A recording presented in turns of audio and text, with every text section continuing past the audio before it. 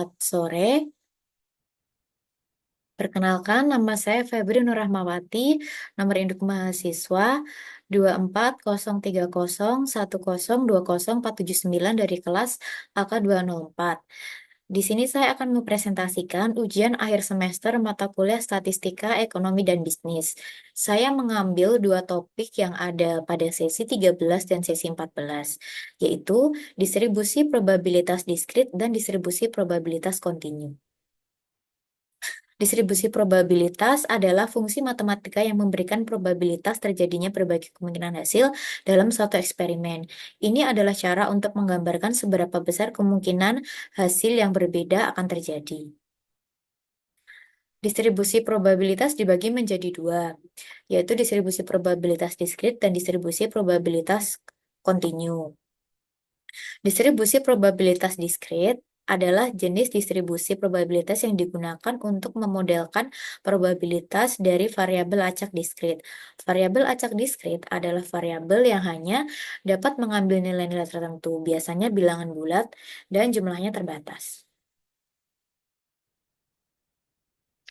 Jenis distribusi probabilitas diskrit yaitu ada distribusi binomial. Distribusi binomial adalah distribusi probabilitas yang digunakan untuk menghitung probabilitas kejadian sukses atau gagal dalam serangkaian uji coba independen dengan probabilitas sukses yang konstan. Ini sering digunakan untuk menggambarkan situasi di mana hasil setiap percobaan hanya memiliki dua kemungkinan, yaitu sukses atau gagal. Ciri-ciri distribusi binomial, yang pertama, percobaan terdiri atas N usaha yang berulang, lalu yang kedua, tiap usaha memberikan hasil yang dapat ditentukan dengan sukses atau gagal, lalu tiap usaha bebas dari usaha lainnya. Berikut untuk rumus dari distribusi binomial. PR sama dengan N faktorial dibagi R faktorial dikali N min R faktorial dikali P pangkat R dikali Q pangkat N min R. Keterangannya sebagai berikut: P adalah peluang sukses dan Q gagal, kemudian N jumlah usaha, lalu R jumlah sukses dalam N trial atau usahanya. Selanjutnya, di dalam distribusi binomial ini ada distribusi binomial kumulatif. Distribusi binomial kumulatif adalah cara untuk menghitung total peluang dari beberapa kemungkinan hasil dalam sebuah percobaan yang memiliki dua kemungkinan, yaitu sukses atau gagal.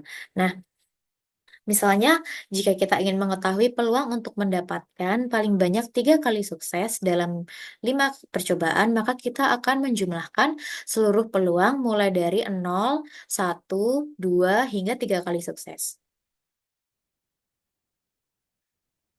Berikut rumus untuk distribusi binomial kumulatif. Jadi dijumlahkan dari 0, 1, sampai N. Contoh soalnya, seorang insinyur elektro sedang mengamati problem arus listrik pada komputer. Hasil survei terakhir menunjukkan bahwa 10% komputer yang dipakai mengalami problem ini.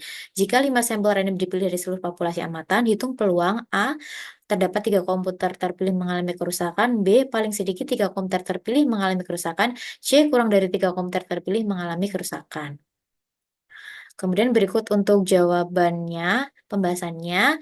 Yang A, terdapat 3 komputer rusak, berarti kita ketahui bahwa yang ditanyakan apabila R-nya adalah 3, lalu kita masukkan ke dalam rumus N faktorial per R faktorial dikali N min R faktorial dikali P pangkat R dikali Q pangkat N min R. Setelah kita masukkan ke dalam rumus, maka didapatkan hasilnya yaitu 0,081.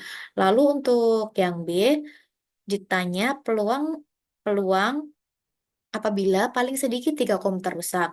Berarti R di sini ada paling sedikit 3, ada 3, 4, dan 5. Lalu kita hitung menggunakan rumus yang telah saya sampaikan tadi. Didapatkan angka untuk P3 sudah kita hitung, lalu kita hitung untuk P4, dimasukkan ke dalam rumusnya, lalu didapatkan angka 0,00045. Lalu sama untuk P5, rumusnya juga sama, dimasukkan lagi tapi diganti 5, didapatkan angka 0,00001. Maka Peluang paling sedikit tiga komputer rusak kita jumlahkan dari dari ti- peluang 3, 4, dan 5 dan didapatkan hasil sebesar 0,00856. Lalu untuk poin C, peluang kurang dari 3 komputer rusak berarti R-nya ada 0, 1, dan 2. Nah, untuk menghitungnya kita bisa langsung mengurangkan mengurangkan angka 1 dengan perhitungan yang telah kita hitung di poin B tadi, yaitu paling sedikit 3 komputer rusak. Tinggal dikurangkan saja, yaitu 1 dikurangi 0,00856 didapatkan angka 0,00 0,99144. Nah, selain dengan perhitungan tadi, kita juga dapat mencari peluangnya melalui tabel distribusi binomial. Jadi, tinggal kita cari yaitu N-nya sebanyak 5, lalu untuk X-nya itu kita sesuaikan dengan jawaban yang kita butuhkan. Bisa 0, 1, 2, 3, 4, atau 5. Berikut untuk rumus rata-rata, varian, dan standar deviasi distribusi binomial. Rata-rata itu N dikali P, varians itu N dikali P dikali Q, kemudian untuk standar deviasi yaitu akar dari varians. Contoh soalnya, seorang insinyur elektro sedang mengamati problem arus pada komputer. Hasil survei terakhir menunjukkan bahwa 10% komputer yang dipakai mengalami problem ini. 5 sampel random dipilih dari seluruh populasi amatan, hitunglah rata-rata dan standar deviasi distribusinya. Dengan memasukkan rumus tadi, didapatkan rata-ratanya 0,5. Kemudian untuk menghitung standar deviasinya, pertama kita hitung variansnya dulu, lalu didapatkan angka 0,45, lalu kita akar dari varians tadi, didapatkan angka 0,67, sehingga standar deviasinya adalah 0,67. Yang kedua, jenis yang kedua dari distribusi probabilitas diskrit adalah distribusi hipergeometrik. Distribusi hipergeometrik adalah distribusi probabilitas yang digunakan untuk menghitung peluang terjadinya sejumlah keberhasilan dalam sampel yang diambil tanpa pengembalian dari suatu populasi yang terdiri atas dua jenis objek. Ciri-cirinya, yang pertama, percobaan terdiri atas pengambilan random N elemen tanpa pengembalian dari total N besar elemen. Nah, didapatkan S atau sukses sebanyak R dan F gagal sebanyak N min R. Ukuran N besar sebanding ukuran N dianggap besar sebanding dengan N besar. Kemudian yang terakhir, variabel random hipergeometrik Y adalah jumlah sukses dalam pengambilan N elemen. Berikut untuk rumus distribusi hipergeometrik. Itu dihitung dengan menggunakan rumus kombinasi.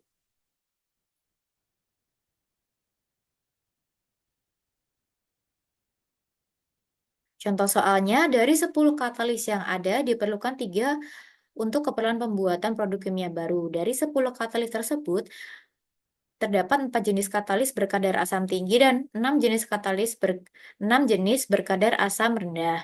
Pertanyaannya, tentukan peluang bahwa katalis yang terpilih semua berkadar asam rendah, dan yang kedua, peluang bahwa 3 katalis yang dipilih hanya satu yang memiliki kadar asam tinggi. Jadi kita hitung peluangnya dengan menggunakan rumus yang ada tadi. Yang pertama itu katalis tidak ada katalis berkadar asam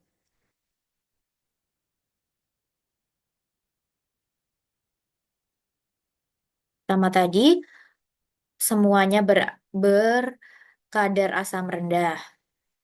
Berarti tidak ada yang berkadar asam tinggi, maka PY0 kita masukkan ke dalam rumus, kemudian didapatkan angka 1/3. Kemudian untuk yang kedua itu pertanyaannya tadi,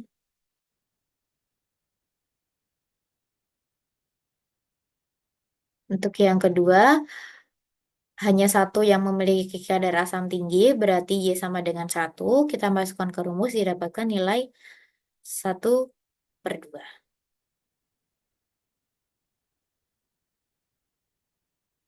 Kemudian yang ketiga ada distribusi Poisson.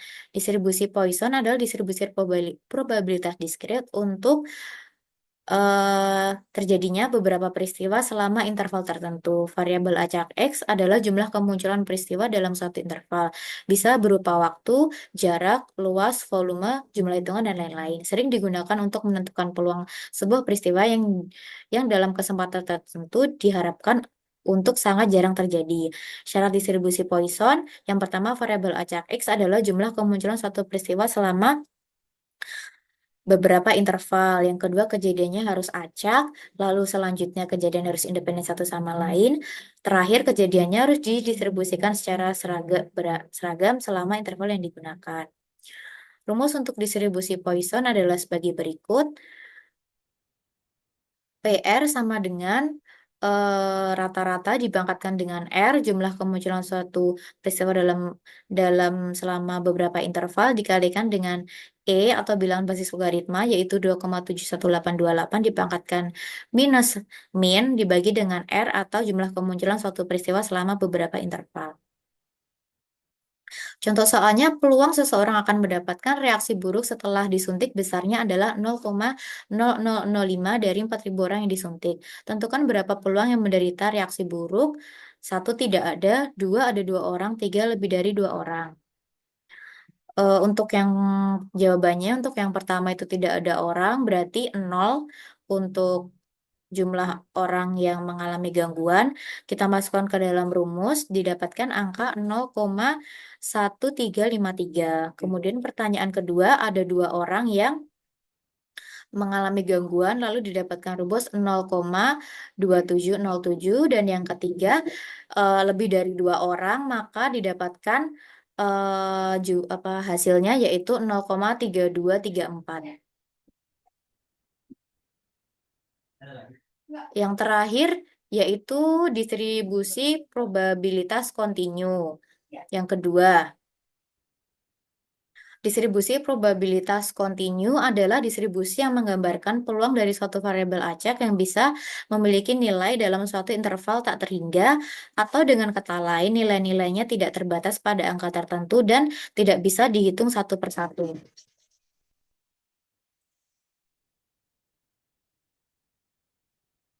Distribusi kontinu ini di dalamnya ada distribusi normal.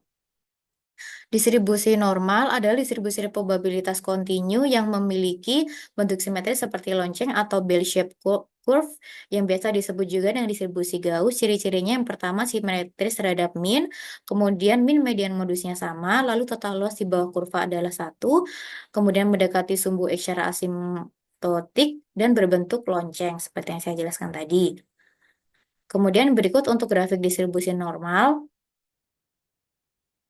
Lalu ini formulanya untuk formula fungsi dari distribusi normal.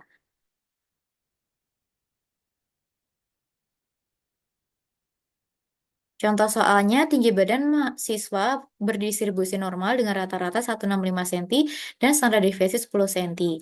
Berapa peluang siswa memiliki tinggi antara 160 sampai 170 cm? Nah, ini kita masukkan ke dalam rumus, yaitu tadi yang sudah saya tampilkan. Untuk Z sama dengan X dikurangi mu atau rata-rata dibagi dengan standar deviasi. Untuk yang pertama, yaitu untuk siswa yang tinggi 160, itu didapatkan angka Z1 yaitu 0,5. Lalu untuk Z2 yang siswa batas tingginya tadi 170 mendapatkan angka 0,5. Nah, untuk menghitung peluangnya, kita bisa menggunakan tabel distribusi normal kumulatif. Nah, ini bisa sudah saya tandai untuk 0,5 dan minus 0,5. Lalu kita kurangkan karena ini yang dicari adalah peluang di antara 160 sampai 170 dan didapatkan angka 38,3%.